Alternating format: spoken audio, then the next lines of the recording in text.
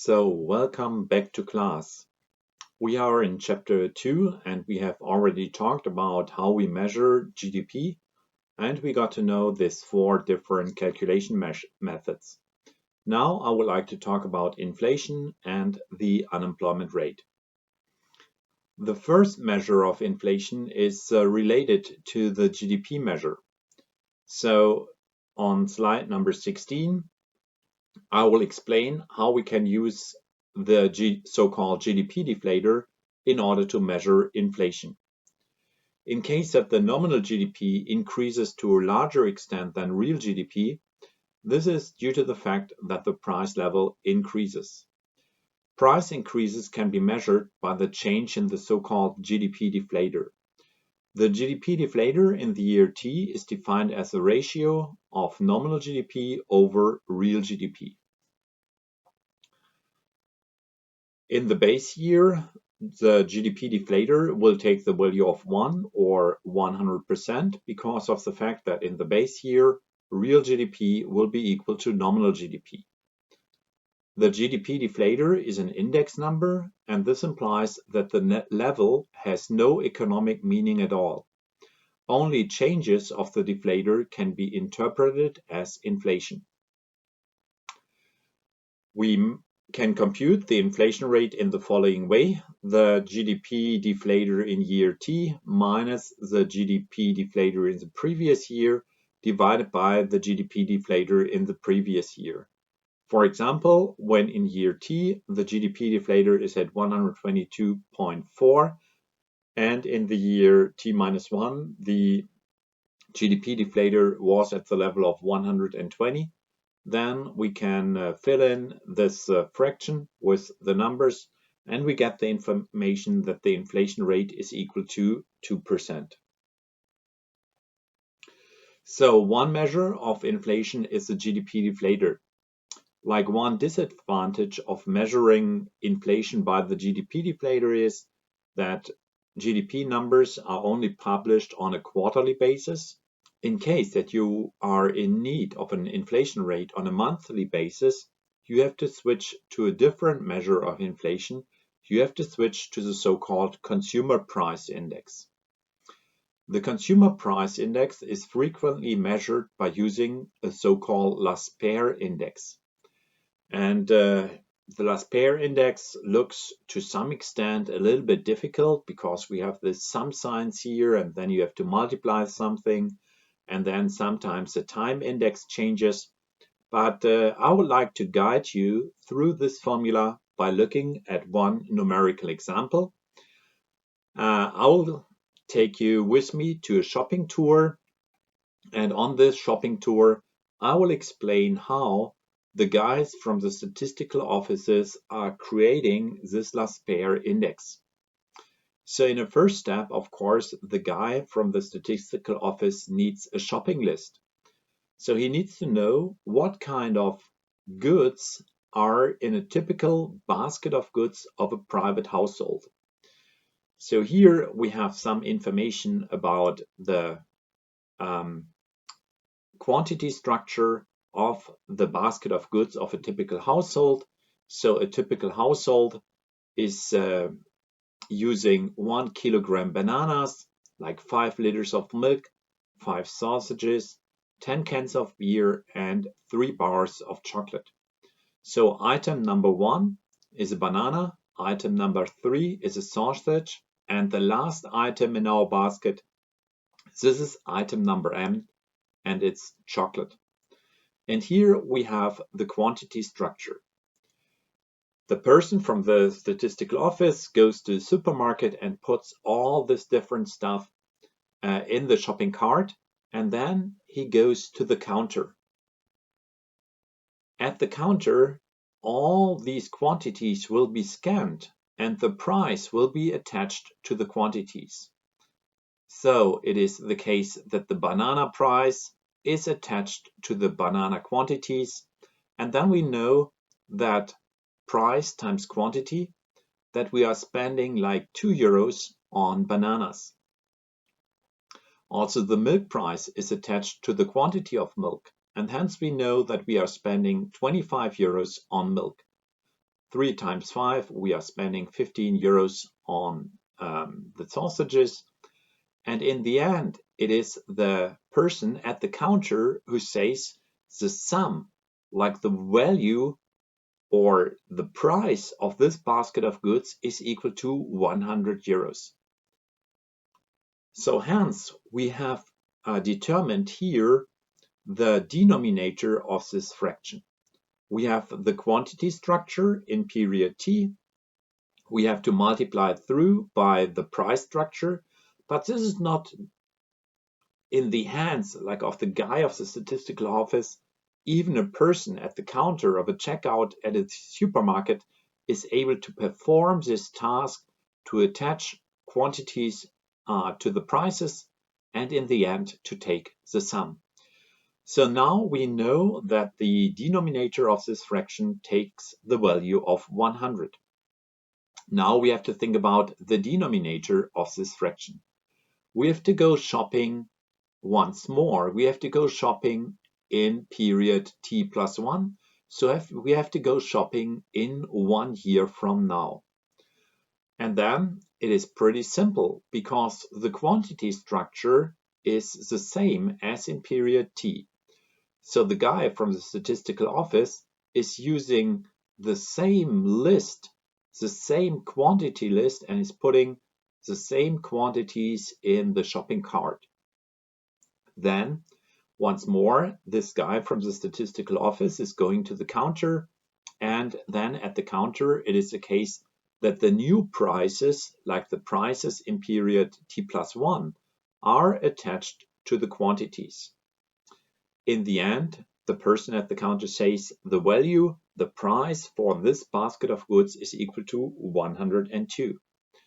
And then we have determined like the numerator of this fraction. By comparing the bill in year t with the bill in t plus 1 can be used to measure the so-called official inflation rate. So the official inflation rate is 2%. So the guy from the statistical office will measure an official inflation rate which is equal to 2%. But this will not be like the inflation rate which is valid for the private household, because here we are in a very special situation that only the price of one good increased while the price of all other goods stays constant. So it might be the case here that there was a bad harvest with respect to bananas, and therefore the banana price exploded, like the banana price increased by 100%. When a private household experiences this kind of price increase, then the private household will directly react.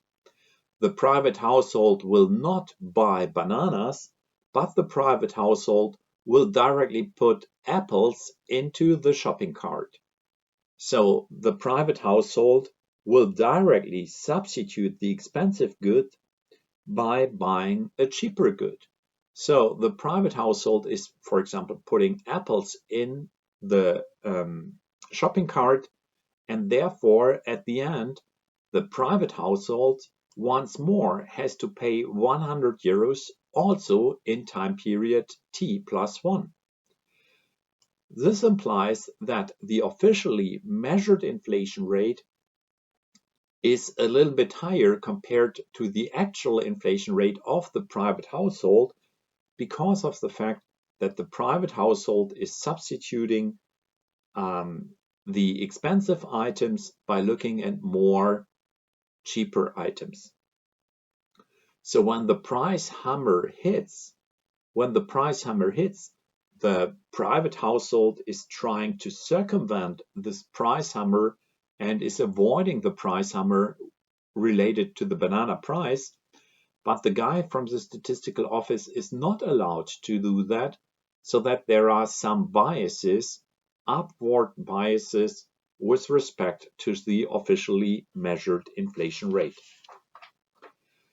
So there are some problems that the guy from the statistical office has to keep, like the quantity structure constant.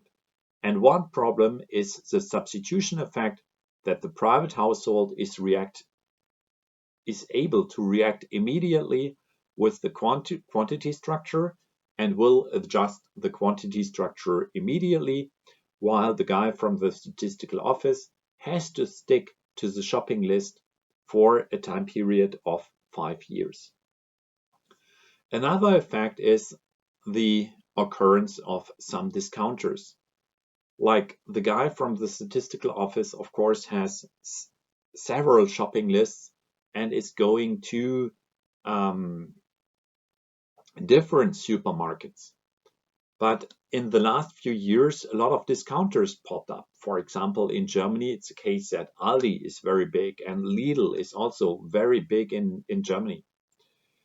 But it's a case that the guy from the statistical office has to stick to the old supermarket structure, and this contains a lot of premium supermarkets and does not incorporate like all the discounters.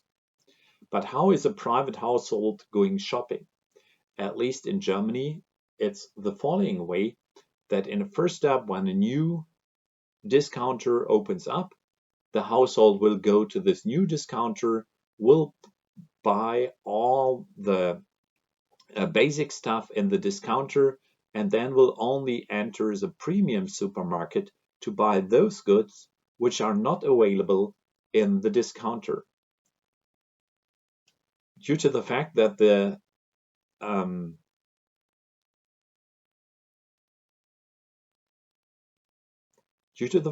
relevance of the discounters increased in the last years, it's the case once more that the officially measured inflation rate is biased. It is biased upwards because the actual inflation rate for the private household will be lower. Then we also have some problems with respect to innovations of goods and services and also quality changes. Let's think about a car, how a car looked like 40 years ago. Like maybe it was a case that in this car there was a safety belt, but of course there was not like an airbag, not a single airbag in an old car. So over time it is the case that the quality of a car increased, but also the price of the car increased. So in case that the guy from the statistical office would only use like the price of a car in his calculations to compute the official inflation rate, he would make a mistake because of the fact that the quality of the car also changed. So some adjustments have to be made for quality. So when it comes to measuring inflation, there are some problems. Some problems are related to keeping the quantity structure constant, and some problems are related to the innovation of goods and services and quality changes. So the inflation rate can be determined by different measures. We have talked about the GDP deflator, the consumer price index, and the textbook also talks about the PCE deflator, a deflator related to the consumption basket of the private household. What we can see here in this graph is, first of all, that the different measures of inflation are highly correlated. But what we can also see is that sometimes there are slight differences. Let's talk about the differences between the GDP deflator and the consumer price index. The prices of investment goods or goods which are used for government consumption, they are of course included in the GDP deflator when they are produced domestically, but they are excluded from the CPI index because of the fact that investment goods and goods which are used by the government are not used by the private households. Hence, they don't pop up in the basket of goods and they're of the private household, and therefore they don't affect the CPI index. Furthermore, we have to think about prices of goods which are imported. Like prices of imported consumer goods, they are of course included in the CPI index, but they are excluded from the GDP deflator because they are not produced in the home economy. To the same extent, we also have to think about goods which are exported, like goods which are produced in our economy and exported subsequently. They, of course, affect the GDP deflator, but they are not affecting the CPI index because these goods are exported and they are not consumed by domestic households. On top, we have to think about the differences which stem from keeping the basket of goods constant or keeping the basket of goods flexible when it comes to the CPI index, like the quantity structure is kept constant for a time period of about 5 years. And when it comes to the GDP deflator, this will change every year due to the fact that nowadays like a chain index is used. So there are some differences, but the differences are really minor. We should keep in mind here that the three different measures are highly positively correlated. What else can we see here? When it comes to a graph of the inflation rate over time, like we should always look at the peaks in 73, 74 and the peak at the beginning of the 80s. Like when you see a macroeconomic time series, we always can identify the oil price shock 1 and the oil price shock 2. So these are some time periods where the oil price increased tremendously, and we can also see the impact on the inflation rate. Inflation rate increased. Furthermore, what is also special is a behavior in the year 2008 or 2009 here. You can see here that the inflation rate decreased in this time period, even became a little bit negative. So this was a phase of deflation. And this is related to the financial crisis of 2008 and the real economic crisis of 2009, where the inflation rate decreased and became even slightly negative. So we have talked about inflation, the second important macroeconomic variable. So let's talk about the unemployment rate. In the US, the so-called Bureau of Labor Statistics is responsible for collecting data on the labor market and will also in the end calculate the unemployment rate. The BLS should be already known to you because we talked about unemployment rates of the US already. The BLS performs a so-called current population survey. It's a household survey among 60,000 households and 110,000 individuals. There is also something called establishment survey. In case that you are interested in this survey, please have a look at the textbook. It is not so important for our lecture. So in this survey, people are categorized according to the following criteria into three different classes. Like employed are those people who have a job. Unemployed are those people who don't have a job, which are not employed. They are available for work and they tried to find employment during the previous 4 weeks by themselves. So like one person only classifies as an unemployed person in case that this person is writing applications to different companies to find jobs by himself. This is a very important criterion. Then the third class is not in the labor force, for example, full-time students, homemaker, housewives, housemen would stay at home, retirees. Discouraged workers are people who want a job, but they have given up to look for a job by themselves. And because they are not looking for a job by themselves. They are not fulfilling this criterion and therefore discouraged workers. They are not in the labor force. When all the people which are surveyed are classified in these three categories, then it is the case that we can compute the unemployment rate and also the so-called labor force participation rate. In the first step, we have to compute the labor force. Labor force is equal to the number of employed people plus the number of the unemployed people.